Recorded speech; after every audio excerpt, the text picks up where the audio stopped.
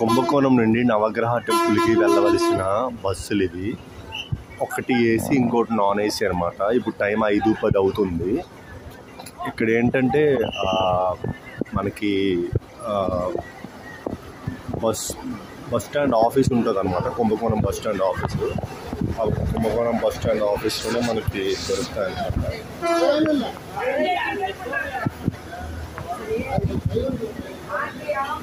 నవగ్రహం రాసు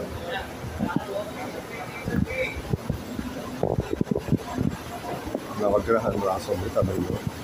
సో ఇక్కడికి వచ్చేస్తే టికెట్స్ మనకి ఎవరైనా రాకపోయి ఉంటే మనకి టికెట్స్ ఇస్తారు. ట్రావెల్ కాదని చూస్తారు. ఇది బస్ స్టాండ్.